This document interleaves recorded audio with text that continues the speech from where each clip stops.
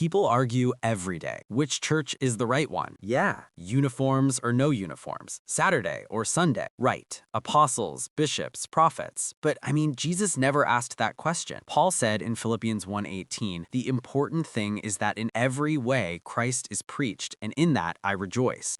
Then Jesus shut down comparison completely in Mark 9:40. Whoever is not against us is for us. So if Jesus is Lord, Right. if Christ is preached, and if lives are being changed, why are we fighting churches instead of following Jesus?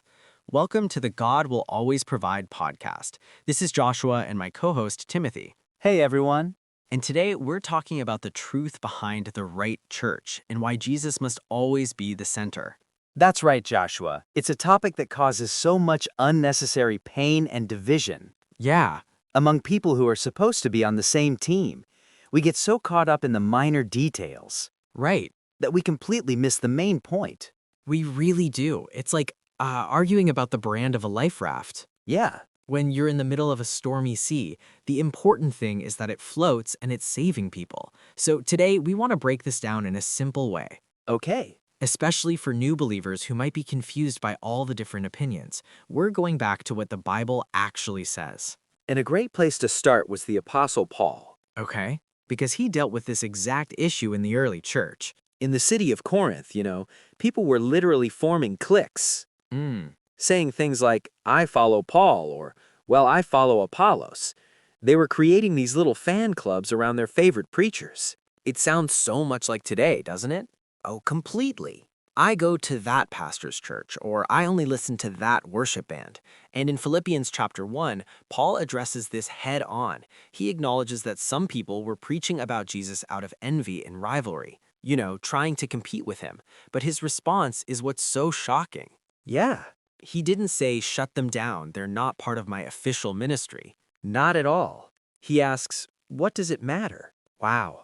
Then he says, the important thing is that in every way, whether from false motives or true, Christ is preached, and because of this, I rejoice.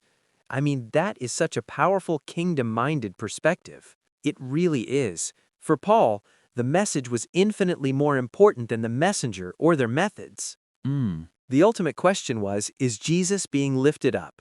It's so simple. Yeah. But we make it so complicated. We look at a church down the street and say, well, their pastor wears jeans, or they don't have a choir like we do, and we start to question their legitimacy based on these external things.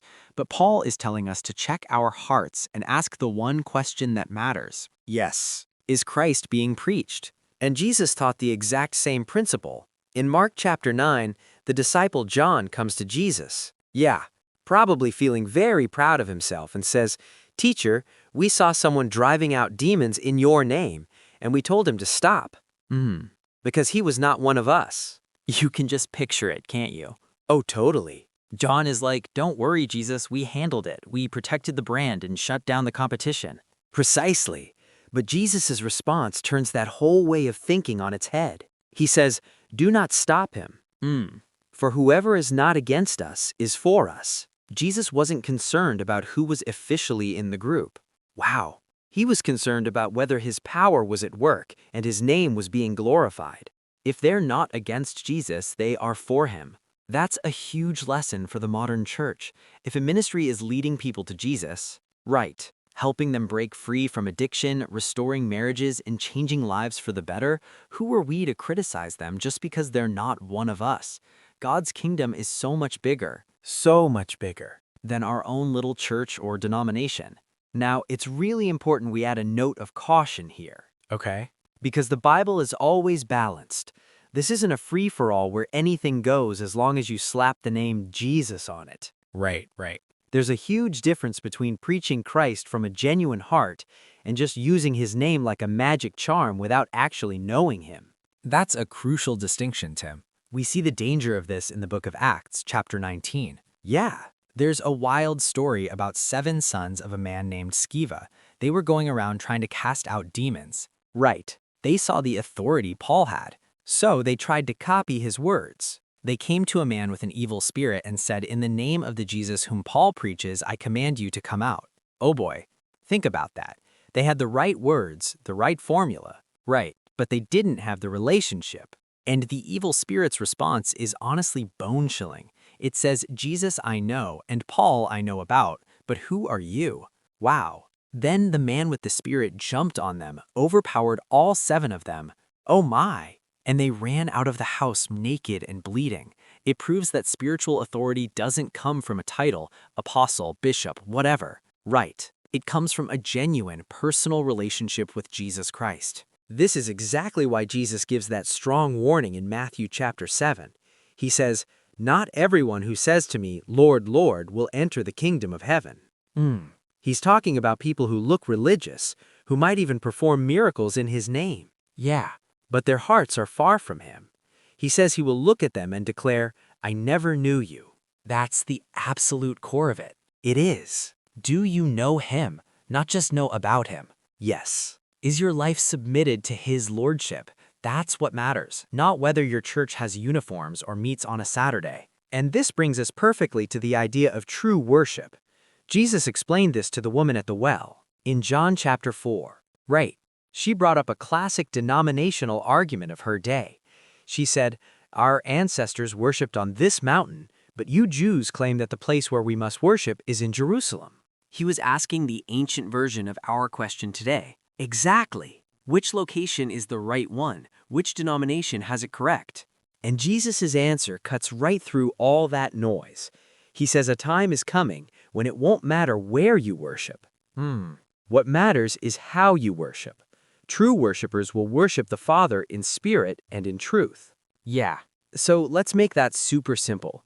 In spirit means with sincerity, Right. with your whole heart engaged.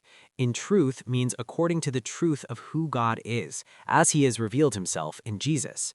If a church teaches that Jesus is the Son of God who died for our sins and rose again, yes, and its people worship him with sincere hearts, that's what God is looking for. So Joshua, let's bring this all together. How should we, as everyday believers, navigate a world with so many different churches? I think the first step is to just stop the comparison game. The moment you find yourself thinking, my church is better because, or their church is wrong because, Right. you're falling into the same prideful trap the Corinthians did. You're taking your eyes off Jesus and putting them on human-made distinctions. Instead, we need to start asking better questions. Not which church is right, but where is Christ being preached? Yes. Not do they follow our traditions, but are lives being transformed by the power of the gospel? And we need to have a spirit of grace. Remember Paul's words, I rejoice that Christ is preached. Yeah. Can we truly rejoice when another church, even one that does things very differently, sees someone come to faith? Can we celebrate their victories as a victory for the whole kingdom of God? Not as competition for our own church. That's the very unity Jesus prayed for in John chapter 17. He prayed that all of us who believe in him would be one. Right. He didn't pray that we would all become one single denomination with the same name, but that we would be profoundly unified in our love for him and our mission to the world. Imagine the power of our witness if the world saw that. If they saw Baptists and Pentecostals, Methodists and non-denominational believers loving each other. Wow, yeah. And the focus would shift from our minor differences Right. to the one thing that unites us all, the glorious name of Jesus Christ. It all comes back to the center. Is Jesus at the center of your life? Is he at the center of your church? If the answer is yes, then you're on the right path. It's not about the name on the door. No. It's about the name above all names. Well said, Timothy. It's about a relationship, not a religion. Exactly. It's about following a person, not a performance. When Jesus is our focus, all the arguments and divisions just fade into the background. They lose their power because in the presence of Jesus, our man-made walls don't seem so tall anymore. Yeah. We realize we're all just part of one big family, saved by the same amazing grace and serving the same King. And that's our prayer for everyone listening today. Let go of comparison. Let go of pride. Fix your eyes on Jesus. Find a community where Christ is preached and where you can grow in spirit and truth. Yeah. And then link arms with your brothers and sisters in other churches to advance his kingdom together. Now, here's a question we'd like you to think about this week. Is there a church, a ministry, or even just another believer that you have judged or dismissed because they do things differently? And how can you change your perspective this week to rejoice like Paul did? Yeah. That Christ is being preached through them. Thank you for joining us on the God Will Always Provide podcast. Until next time, keep your focus on Him.